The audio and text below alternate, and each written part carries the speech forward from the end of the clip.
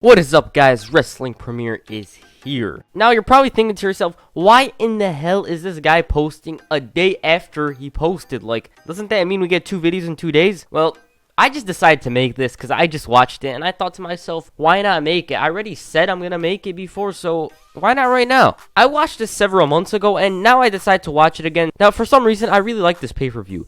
It's not special or anything like that. It's just that it's way better than those other SmackDown pay-per-views. Like, some of those were so horrendous. Thankfully, though, this one has 2 great matches, although they're pretty underrated. Now, you're probably thinking, how the hell is the Hell in a Cell match underrated? It's not really that underrated. I just wanted to say that in terms of great Hell in a Cell matches, because it was awesome. Anyways, Armageddon 2005 is the video for today. Armageddon 2005 was held in the Dunkin' Donuts Center in Providence, Rhode Island on December 18, 2005. The Dunkin' Donuts Center had 8,000 in attendance for this pay-per-view. Armageddon 2005 had a buy rate of 320,000, which is way higher than Armageddon 2004's buy rate of 230,000. Let's get into the show. Before I start, I just want to say that this pay-per-view gives me SmackDown vs. Raw 2007 vibes so much. The first match, if you could call it a match, was between Matt Hardy and JBL. Matt Hardy was on SmackDown for 2 months at this point and his momentum faded away. He was still popular, but it didn't look like Hardy was going to move up the card. JBL, meanwhile, was just floating in the upper mid-card scene. He was just there. The feud started after JBL interrupted Hardy's interview 2 nights earlier on SmackDown. JBL thanked the fans for supporting him, and JBL would give Matt Hardy a right hand, and it turned into a brawl, and so this match was made for Armageddon. Now, about the match itself, it never really got going. It never went into second gear at all. As a matter of fact, I'd compare this match to a soccer game. A team starts off well, but then they make one mistake and they concede, and they never really get back in the game from there. Matt Hardy's head got stuck on the ropes and he never really recovered from it. Sure, he got some offense in, but not much, and JBL won convincingly. I heard this was a punishment for Matt Hardy. If you remember, Hardy didn't want to take a chokeslam at Survivor Series from Undertaker, and that's why this squash match happened. They then show us a recap of SmackDown Friday night and Melina's big mistake of trusting Batista.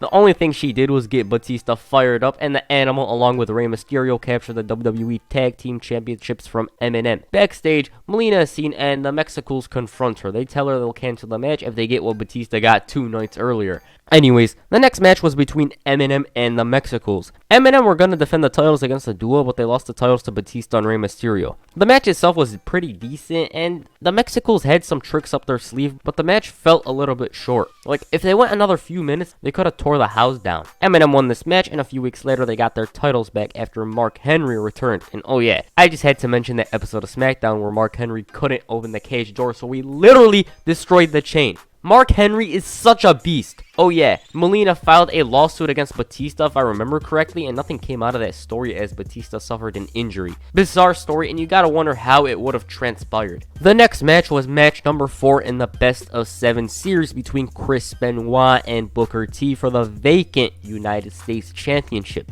Alright, let me talk about how this feud escalated. First of all, these two already faced off in a best of 7 series in WCW, so there's a bit of a history between these two. The feud between these two was reignited after Sharmell helped Booker T win the title by low-blowing Benoit, and Booker T capitalized on it by hitting the scissors kick. A few minutes later, Benoit confronted Booker, telling him that Sharmell interfered with a title match, and then Booker shouted at the Rabid Wolverine. He even called him a sore loser. The next week, Theodore Long would show Booker T a video of Sharmell interfering in matches, and then Booker T told Sharmell that she's gonna apologize to Benoit and that he's gonna give Benoit his rematch. Later that night, Sharmell apologized to Benoit, but not for costing Benoit his title match. She apologized for helping her man win his matches, and she even apologized for what was to come as Booker T clocked Benoit with the US title. Booker T knew what Sharmell's doing basically. On the November 25th episode of SmackDown, the two faced off in a US title match. The match ended in a draw after both men pinned each other. This led to Teddy Long coming out and announcing that Booker T is stripped of the championship and the two will face off in a best of 7 series starting at Survivor Series. Booker T won the first 3 matches of the series, and Chris Benoit was in danger of being swept by Booker T. Also, Sharmell even brought to the ring a broom. The match was a must-win for Benoit, and the match was pretty good. But the only problem with the match is that it's so well known that Benoit was gonna win. Other than that, it delivered. Like, who didn't think Benoit would win? Since Benoit won, Booker T was at a 3-1 lead, and everyone knows how dangerous a 3-1 lead is. I'm not spoiling who won the series, but it got quite interesting near the end. Following that great match was a segment that had Teddy Long wish happy holidays to everyone, and the network executive Palmer Cannon brought out Santa Claus and Elf. Santa Claus and Elf were Vito and Nunzio. They even had one of those WWE mashup songs like Baron Corbin's terrible King song. It was a Christmas jingle mashed up with Nunzio's entrance song. This was filler, and the Boogeyman came out and beat up Vito. Vito peed his pants, and it was just a mess. Boogeyman made a bag of presents turn into a bag of worms, and Boogeyman at this point was pretty over. The biggest problem with the Boogeyman was obviously his matches. Like, they were terrible. He was destroying jobbers around this time, and then you go after the big guys like JBL and Booker T, who didn't deserve to lose to him. Oh, and he put worms in Vito's mouth. Randy Orton was interviewed by Crystal. Orton said that he's about to prove to everyone that he's the Legend Killer and that The Undertaker will retire after this match. Orton ended the interview saying that The Undertaker's power and fate are in his hands. The next match was a handicap match, weirdly enough. Bobby Lashley faced both William Regal and Paul Burchill, who would go on to have that pirate character. By the way, I want Paul Burchill at WrestleMania 36. I demand he's at WrestleMania 36. This one didn't last long, and this match was only to showcase Bobby Lashley, that's all. The fans weren't very interested in this match, and Bobby Lashley would become more popular later on. They followed that match with an interview with Tim White, who was a former referee. The interview took place at the Friendly Tap. You know, that same bar the APA occasionally went to kick ass. Tim White talked about how the Hell in a Cell match ended his career, and this led to White attempting to end himself. Like, that was really unnecessary, and it led to that WWE.com show in which Tim White finds new ways to end himself. The weird part about all of this is the fact that they ignored this once the Cruiserweight Championship match started. Like, they were just confused, but then once Juventude's song played, they just forgot about it. The next match was for the WWE Cruiserweight Championship. Juventude defended the title against Kid Cash. This match was decent, but the crowd wasn't feeling it. Kid Cash captured the WWE Cruiserweight Championship after hitting a dead-level brainbuster. The best spot from this match is probably the Hurricanrana from the top rope and Kid Cash's brainbuster, as that one looked brutal. 2 weeks later, Juventude got fired, and there were many reasons why he got released. One of them is because of his attitude. He called himself the Rock of Mexico. He thought of himself as a top guy, and the final straw was the 450 splash he used on the first SmackDown of 2006, a move which was banned after Juventude himself used it on Paul London, and London suffered an injury due to the Juice botching. He went into business for himself during that match with Kid Cash, and Cash didn't get hurt, but this was seen by management as someone who doesn't care about the rules, and so he was let go. Another thing I want to mention about the Juice is the fact that Super Crazy and Psychosis wanted to be separated from him. Oh, and Juvie had one traveling partner, and it was weirdly enough Cowboy Bob Orton. Most random duo. Thank God for Evan Bourne. He convinced management to allow him and others like Justin Gabriel to hit cool looking aerial moves. Evan Bourne had to attempt the shooting star press several times so that they'll allow him to use it. The next match was SmackDown vs. Raw. Batista and Rey Mysterio faced the two monsters, the Big Show and Kane. This feud began at Survivor Series when Rey Mysterio eliminated Big Show. Kane and Big Show visited SmackDown that week, and they faced Rey Mysterio and JBL, which is the most unlikely tag team I've ever seen. After JBL got poked in the eye by the ref, Rey Mysterio was left alone with the monsters, and the duo performed a chokeslam on Rey to get the victory. After the match, the two continued to gang up on Rey, but then Rey's big brother Batista came out and he whacked both Kane and Big Show with a steel chair to end SmackDown. Now, this match between these two tag teams is the finale of the SmackDown vs. Raw feud. The match itself was just there. It was decent, but it wasn't special. Batista should have defended the title, but then again, Eddie Guerrero's death put a dent in challengers for Batista. He already beat JBL. Randy Orton was going to end his feud with Undertaker, so that might be why they had this match at Armageddon. I mean, who could have faced Batista at Armageddon? Christian could have been a simple stopgap for Batista, but he left a month earlier. Big Show and Kane shockingly won this match. Like, I felt like it was Batista and Rey's night, but it wasn't to be, and with good reason. Kane and Big Show are a tag team, unlike Batista and Rey, who just happened to capture the titles 2 nights earlier. So it was a good thing they had Kane and Big Show win. I mean, Rey and Batista lost the titles a few weeks later anyways. And the main event,